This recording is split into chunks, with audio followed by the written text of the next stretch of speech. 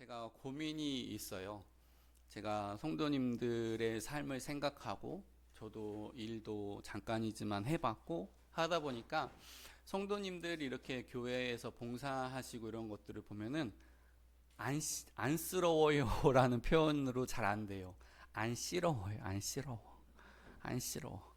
그래서 자꾸 하지 말라고 해요. 제가 쉬세요. 집에 가서 쉬시고 집에서 가정일 더 열심히 하시고 또 다른 중요한 일을 열심히 하세요. 이렇게 말을 하기도 합니다.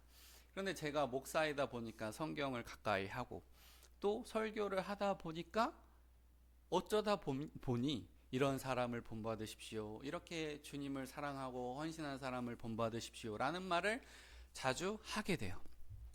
저를 보면서 제가 모순적이네.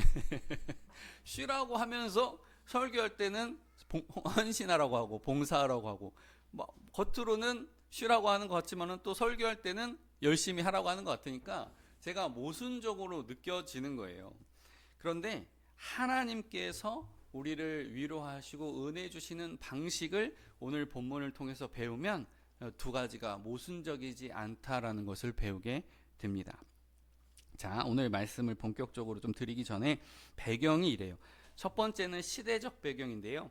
엘리야가 바알 선지자 450명과 아세라 선지자 400명, 그러니까 850대 1의 싸움을 하죠. 그래서 누가 그 불을 내리는가, 어떤 신이 그 제단에 불을 내려서 그 제물에 응답하는가라는 그 대결에서 이제 이기고 기손 시냇가에서 그 거짓 선지자들을 처단합니다. 그래서 여호와가 하나님이면 그를 따르고 바알이 하나님이면 그를 따를지니라 라고 하는 그 선택의 촉구가 승리로 바뀌는 것을 우리가 볼 수가 있어요. 두 번째는 장소적 배경인데요. 갈멜산의 승리에서 이스라엘로 옵니다. 그리고 브엘세바로 엘리야의 발걸음이 옮겨져요. 갈멜산에서는 비를 구하는 기도 끝에 비가 오기 시작하고 그 다음에 이스라엘로 와서는 이세벨의 살해 협박을 듣습니다. 그 다음에 브엘세바로 가는데요. 이러한 거리가 160km입니다. 목사님 이거 얼마 안 되는데 차 타고 1시간 2시간이면 가겠는데요. 걸어서 가는 거예요. 순천까지, 우리 교회에서 순천까지 걸어가는 거예요. 이 먼 걸음을 가요. 자, 그 다음에 이 엘리야의 영적인 상태적 배경을 보면은 큰 승리 뒤에 번아웃이 왔어요. 누구보다 큰 승리를 이뤘어요. 그러나 엘리야가 하지 못한 것이 있는데 에스라처럼 성경을 백성들의 마음에 심어서 하나님의 마음에 공감시키는 일을 못했어요. 거짓 선지자들과 싸워서 이기는 것까지는 했는데 요즘 들면 예를 들면 이단이랑 말싸움을 해가지고 그 논리로 굴복시키는 것까지는 했는데 백성 전체를 하나님 앞에, 도시 전체를 하나님 앞에 올려드리는 일은 성공하지 못한 거예요. 그러니까 정치적으로 이제 살해의 위협을 받게 되는 거죠. 그러니까 큰 승리 뒤에 영적인 실패를 경험하게 돼요. 요즘 유튜브에 개과천선 서인영이 아주 뜨고 있습니다. 유튜브 200만, 300만, 400만 이런 식으로 그 정도면 큰 성공이래요. 요즘 100만 넘기는 게 또 쉽지는 않답니다. 근데 이 서인영은요, 그룹 가수, 여가수 주얼리의 멤버예요. 돈을 얼마나 잘 벌었는지 100억을 벌었대요. 그런데 낭비벽이 사치가 얼마나 심했는지 100억을 다 썼답니다.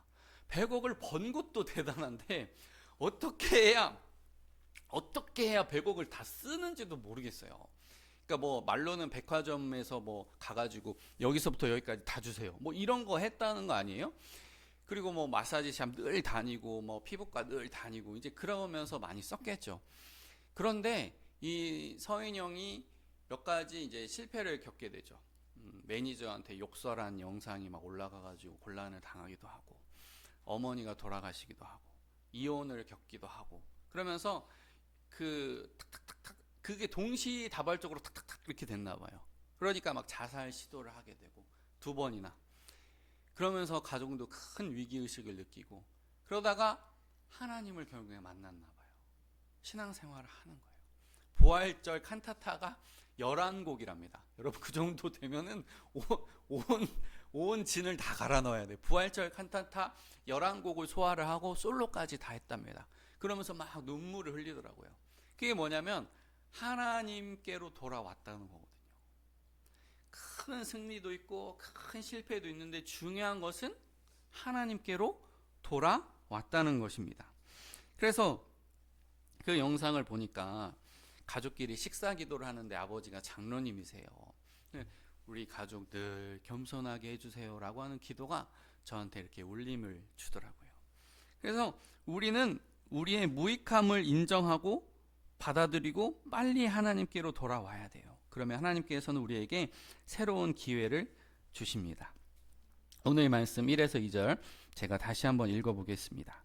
아합이 엘리야가 행한 모든 일과 그가 어떻게 모든 선지자를 칼로 죽였는지를 이세벨에게 말하니 이세벨이 사신을 엘리야에게 보내어 이르되 내가 내일 이맘때에는 반드시 내 생명을 저 사람들 중 한 사람의 생명과 같게 하리라. 그렇게 하지 아니하면 신들이 내게 벌 위에 벌을 내림이 마땅하니라 한지라. 이세벨의 협박에 엘리야의 뇌가 어떻게 반응했는지 우리가 지난 시간을 이어서 이렇게 생각을 해보면은 편도체가 과도하게 활성화가 되는 거예요. 두려움이 띠리링 하고 하는 이 편도체가 강하게 울리면은 이 전두엽이라고 하는 뇌의 이 앞부분에 있는 이성과 논리를 판단하는 전두엽이 마비가 된대요. 올바른 판단을 못 한다는 거예요. 두려움이 임하면 올바른 판단을 하지를 못해요. 두 번째는 터널 시야도 발생합니다. 터널 시야. 그러니까 하나님의 큰 방패, 하나님의 큰 승리 이런 거는 안 보이고 이세벨의 칼만 크게 보이는 거예요. 마치 조그마한 장난감 칼을 현미경으로 이렇게 돋보기나 현미경으로 자세히 보면은 칼이 크게 보이는 것처럼 이세벨의 위협이 작은 것인데 그것이 크게 느껴지는 거예요. 세 번째는 스트레스 호르몬인 코르티솔이 우리 몸에 쏟아져 나오면은 해마가 손상된대요. 스트레스를 받으면은 기억력이 감퇴한다는 거예요. 그러니까 이 우리에게 낙심, 우울, 그 다음에 안 좋은 것들 이런 것들을 막 묵상하다가 코르티솔이 막 우리 몸에 분비가 되면 하나님께서 내게 주신 승리를 잊어버린다는 거예요. 감사를 잃어버린다는 거예요. 제가 아는 목사님의 설교 주제는 늘 감사예요. 1년 365일 한 해에 두 해 새해에 대해 5년 10년 15년 감사. 근데 그 감사로 또 그 교회가 흘러가거든요. 그 정도로 우리가 감사를 잊어버리면은 코르티솔이 우리 몸을 지배한다는 거예요. 자, 그래서 또 이렇게 이어가 보면 엘리야가 기도를 통해서 이룬 역사가 엄청 큰 것이죠. 비를 멈추게 했죠. 까마귀가 엘리야를 먹여서 살렸죠. 또한 그 여인의 통과 기름이 마르지 아니했죠. 그 아들이 죽었다 살아났죠. 비가 다시 내렸죠. 엘리야가 기도로 이룬 역사가 엄청난 것들이에요. 그런데 그런 기억이 잊혀질 정도로 엘리야가 낙심했다는 거예요. 크게 낙심했다는 것입니다. 그런데 우리의 신앙도 이와 비슷할 때가 있어요. 하나님께서 우리에게 주신 건강, 승리, 추억 이런 것들은 다 잊어버리고 오늘 나에게 닥친 시련만 커 보이는 거예요. 목사라고 해서 직분자라고 해서 피해갈 수가 없습니다. 그래서 우리는 하나님의 은혜를 늘 기억하고 묵상해야 합니다. 이어지는 3에서 4절 그가 이 형편을 보고 일어나 자기의 생명을 위해 도망하여 유다에 속한 브엘세바에 이르러 자기의 사환을 그곳에 머물게 하고 자기 자신은 광야로 들어가 하룻길쯤 가서 한 로뎀나무 아래에 앉아서 자기가 죽기를 원하여 이르되 여호와여 넉넉하오니 지금 내 생명을 거두시옵소서.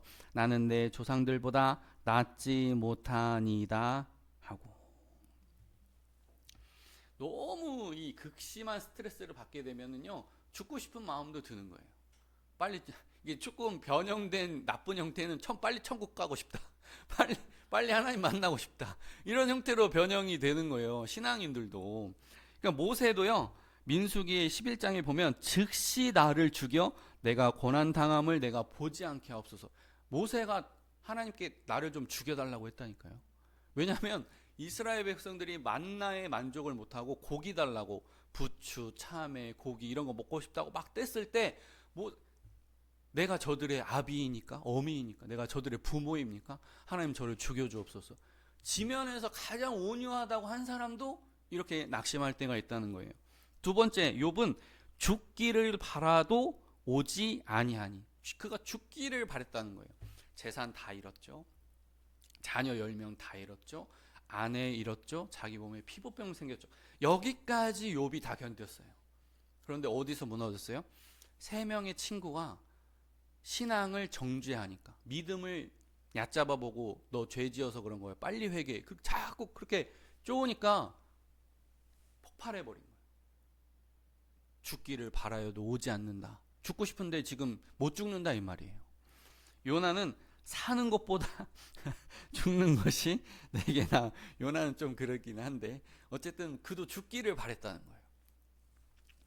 저도 극도의 번아웃을 경험을 했어요.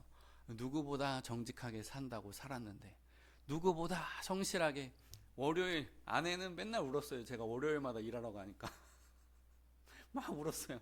아침에 새벽에 가서 저녁에는 들어와야 되는데 어쩔 때는 교회에서 잠을 자면서 일을 하니까 아마 산후 우울증 조금 겪었을 거예요. 약간 뭐 오래오래 겪은 건 아니지만 제가 일을 너무 열심히 하니까, 그렇게 성실하게, 그렇게 정직하게 담임 목사님한테 보고서 올릴 때 진짜 흠이 없으려고 정말 정직함으로, 누가 교회를 떠났습니다, 그런 거 다 보고하고 진짜 그렇게 열심히 했는데, 그렇게 열심을 해도 때로는 시기를 받기도 하고 오해를 받기도 하고, 때로는요 몇십 년 전에 저의 전임자가 잘못한 그런 일 때문에 제가 크게 혼나기도 하고, 막 억울함이 연거푸서 오는 거예요. 사방으로 우겨쌈이 다 오는 거예요.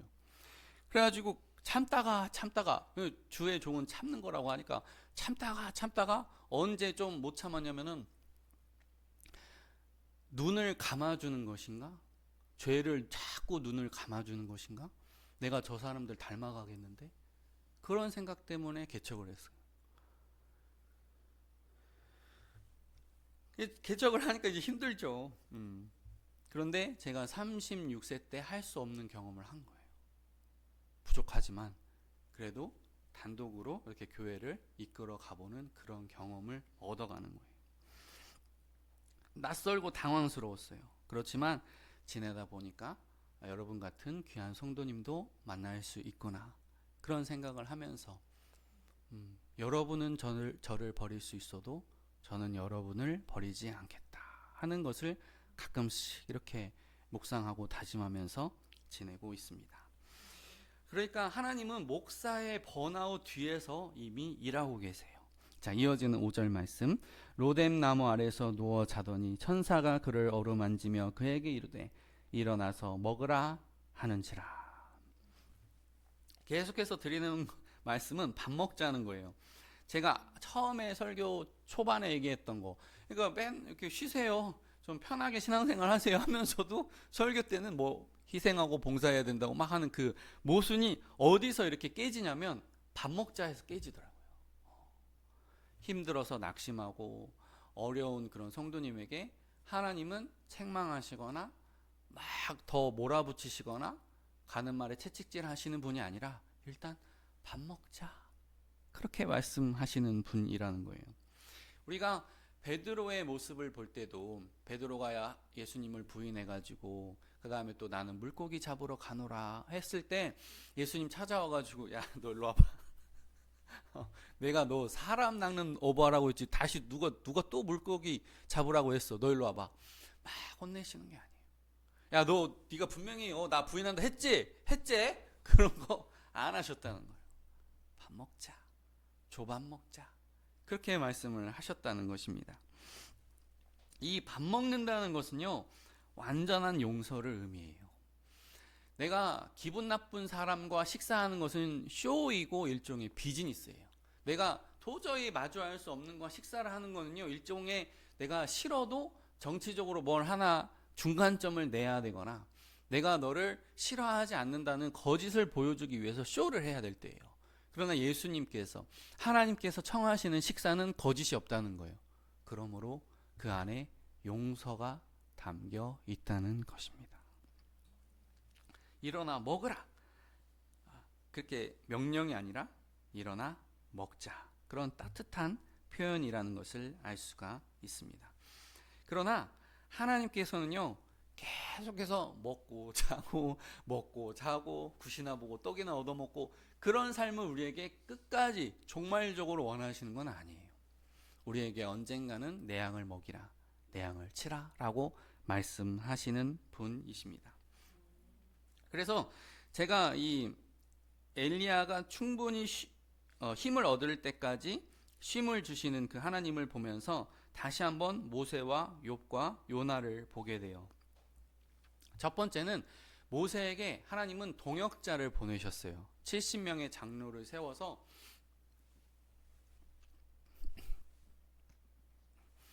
그런 동역자들을 보내주셨어요. 그리고 70명의 장로에게도 성령님을 보내주셔서 모세야, 너 혼자 하는 거 아니야, 우리 같이 하자, 이렇게 말씀을 해주셨어요. 두 번째는 욥인데요, 욥에게는 막 하나님의 천지 창조의 능력을 막 이렇게 보여줘요.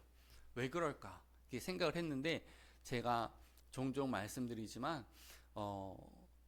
신혼집을 구할 때 이런 일을 경험을 했거든요. 서울에 구로구에 살 때입니다. 구로구에는 구로 공단이 있어서 집값이 그렇게 비싸질 않아요. 서울 중에서도 제일 하급이에요. 뭐 저기 어디 더 외곽 쪽보다는 조금 비쌀 수도 있겠지만은 거의 구로구 하면은 사람들이 별로 살기 싫어하는 동네이기 때문에 서울 중에서는 그나마 집값이 싼데, 싸고 좋은 집을 제가 얻으려고 막 돌아다녔어요. 여러분, 싸고 좋은 집이 있습니까? 없습니까? 없는 유토피아를 찾아다닌 거예요. 싸고 좋은 집을 찾아다닌, 그러니까 이게 쉽겠어요? 근데 제가 하도 발품을 타니까 완벽하진 않지만 얼추 비슷한 집 한 채를 찾은 거예요. 그래가지고 부동산에 가가지고 이 집 좀 보여주세요. 그러니까 내일 보러 갑시다 그러는 거예요. 기분이 좋아가지고, 싸고 좋은 집이라는 없는데 그래도 얼추 비슷한 집이 나오니까 기분이 좋아가지고 막 들떠 있는데, 저녁에 딱 기도하니까, 대현아, 네가 나를 천지의 창조주로 믿느냐 그러시더라고요. 진짜 한숨도 나오기도 하고, 아니 제가 무슨 집을 두 채 세 채를 달라고 했습니까? 이게 매매입니까? 이게 넓은 평수입니까? 겨우 그 두 사람 살 수 있는 보금자리, 그것도 전월세 비슷한 그런 거 임시 거처를 얻는데, 하나님 저한테 네가 나를 천지의 창조주로 믿느냐. 주님, 제가 뭐 거창한 거 달라고 했어요? 근데 다음날 아침에 전화가 딱 오는 거예요. 집주인이 그 집 안 내놓기로 했다. 제가 너무 기대했다가 실망할까봐 그 잠깐의 영적인 침체도 허락하지 않으신 거예요. 결국에는 좋은 집을 얻긴 얻었어요. 자, 어쨌든 욥에게는 하나님의 창조의 능력을 물어보시고 알게 하셨어요. 세 번째는 요나에게 박넝쿨을 이용해서, 그러니까 교보제를 이용해서 신앙이 너무 어릴 때는요, 이렇게 교보제를 이용해 가지고 유치부 하면은 막 이렇게, 자 천사가 이렇게 와요 막 이렇게 하듯이, 박넝쿨이라고 하는 그 생물을 이용해 가지고 벌레를 어떻게 또 딱 알맞게 예비하셔 가지고, 그렇게 더위를 피할 수 있는 환경에서 더위를 피할 수 없는 환경으로 하면서, 네가 이 박넝쿨을 아꼈느냐, 하물며 니느웨 같은 큰 성이랴. 이 니느웨는요, 이라크 지역입니다. 이란이 이렇게 있으면 이라크 여기 있거든요. 이란, 이라크. 그러면 저는 이걸 보면서, 하나님께서 중동의 사람들도 참 사랑하시는구나, 그런 생각이 들어요. 니느웨도 사랑하신다는 거예요. 요즘에는 이란에서 많은 지하교회에 믿는 사람들이 많이 생긴대요. 제가 수년 전에 들은 기적의 역사는, 누군가 광야와 같은 그 사막길을 걷고 있었는데 모래 폭풍이 막 불어가지고 죽을 수밖에 없는 그런 위기를 맞았는데, 그 모래 폭풍 속에서 누군가 예수님을 만났답니다. 예수님을 영접한 거예요. 그런 기적이 있어요. 하나님께서는 그런 중동도 이방 민족인 우리도 사랑하고 계십니다. 물론 안타까운 것은 미국이 석유 통제나 중국 견제를 위해서 중동을 대하는 바람에 이 지역이 어려워졌지만, 하나님께서 언젠가 이란도, 이라크도, 중동도 선하게 변화시켜 주시기를 주님의 이름으로 소망합니다. 이어지는 8절. 이에 일어나 먹고 마시고 그 음식물의 힘을 의지하여 40주 40야를 가서 하나님의 산 호렙에 이르니라. 아멘. 우리는 이 말씀에서 엘리야가 천사가 주는 음식을 의지해서 40일 동안 이동한다는 것을 봐요. 이 거리는 320km인데 서울에서 순천으로 이동하는 거리입니다. 도대체 그때는 나이키, 아디다스 뭐 그런 게 없는데 어떻게 뭐 슬리퍼 같은 거 하나 신고 거기까지 갔는지 잘 모르겠어요. 자, 이집트가 여기 있고요. 호렙산이 여기 있고요. 이스라엘이 여기 있습니다. 그러면은요, 여기 있는 땅은 쓸모가 없어요. 지금도 버려진 땅이에요. 지금도. 그런데 이집트는 번영스럽고, 여기 메소포타미아도 번영스럽고, 여기 중간에 있는 이스라엘은 중개 모역을 하면서 그나마 살만하고 적과 꿀이 흐르는 땅이고, 그런데 여기는요, 아무 쓸모가 없는 땅이거든요. 정말 쓸모가 없는 땅인데 하나님께서 다시 그 호렙산으로 부르시는 거예요. 그 광야로 부르시는 거예요. 그래서 저는 정말 느낀 게 뭐냐면, 하나님께서는 때로 사람을 사고를 나게 하시고, 때로는 질병을 주셔서라도 자신과 교제하는 시간을 벌기를 원하세요. 잘 이해가 안 되지만, 얼마 전에 박미선 권사님이시죠? 박미선 권사님 간증하시는 걸 봤어요. 하나님, 제가 뭘 잘못했어요? 물론 연예인이기 때문에 교회 봉사까지는 잘 못해도 헌금 생활이라도 아니면 예배 생활이라도 잘 하셨을 것 같은데, 그런데 암이라니요. 그런데 그 주변에 똑같은 분도 그렇게 고백하시고, 암 걸리니까 똑같이 그런 얘기를 하더라는 거예요. 그러면서 새벽 기도를 나오기 시작했는데, 이 박미선 권사님이 하나님께서 나를 함께 있자고 이렇게 하신 것 같다고 고백을 하는 걸 봤어요. 저도 19년 만에 입원하면서 저는 때로는 억울했거든요. 제가 아내 이렇게 병수발 들고 애들 병수발 들고 맨날 입원하고 이렇게 하다가 나도 언제 한번 이렇게 수발 한번 받아본데 말장난이라도 정말 조심해야 돼요. 그런데 어쨌든 4주 동안 이렇게 치료받으면서 때로는 깝깝했어요.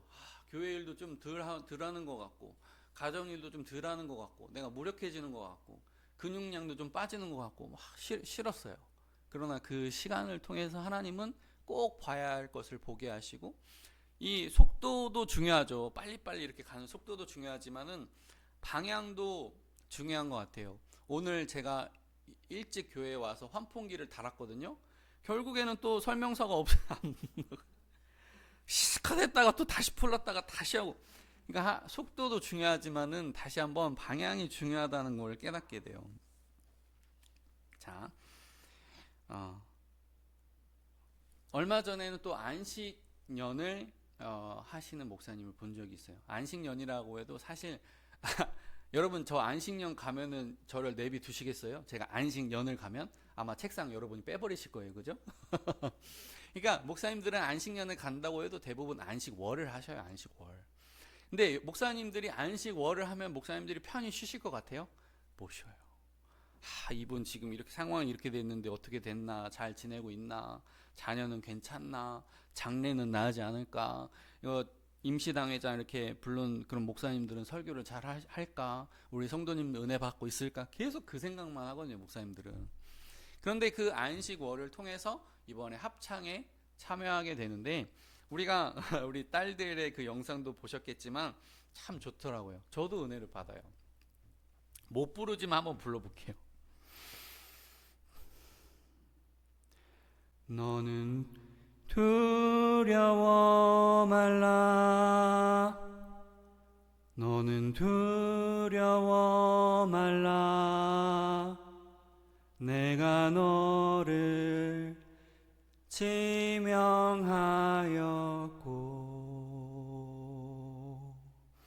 내가 너를 지명하여 불렀나니 너는 내 것이라. 그러니까 인생이 바쁘고 힘들수록 하나님과 함께 걷는 게 중요해요. 자녀가 결혼을 하든, 자녀가 자녀를 낳는데 어려움을 겪든, 자녀가 부모를 돌보면서 어려움을 겪든, 우리가 마음이 어려울 때가 너무 많아요. 그러나 그러한 불안 속에서도 우리가 해야 할 일은 주님을 찾는 거예요.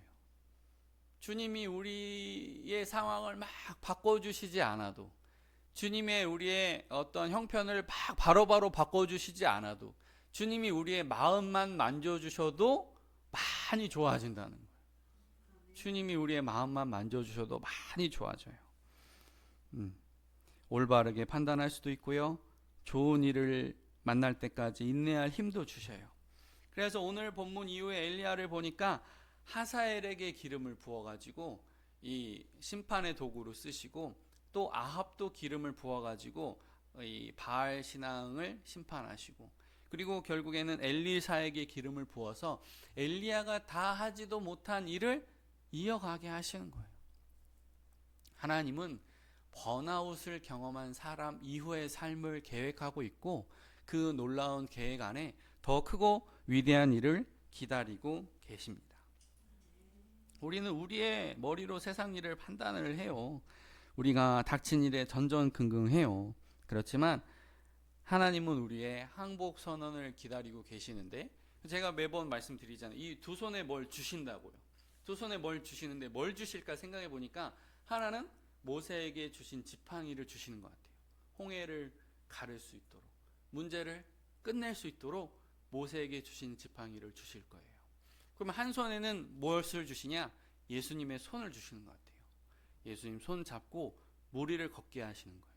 그러니까 문제를 갈라버리시든지, 아니면 내가 완전 높은 곳으로 올라가서 문제가 안 보이게 되는 거예요.